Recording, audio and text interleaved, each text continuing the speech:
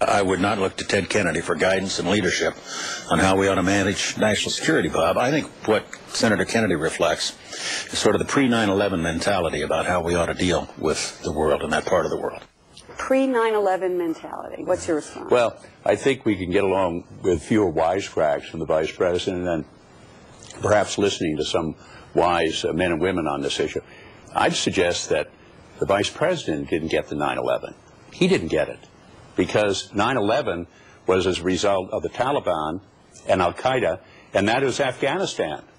So in response to the 9/11, the Vice President recommended we go to war with the Taliban? No, to go to war in Iraq.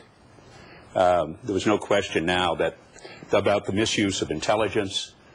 There's no question now, looking at the 9/11 Commission, that the association with Al-Qaeda and 9/11 was completely fabricated. There's no question now that the Vice President's representation, the weapons of mass destruction, were wrong. There's no question when he said that we would be welcomed as liberators, he was wrong. There's no question that in his recent interviews that he said we're in the last throes of the insurgency, he was wrong.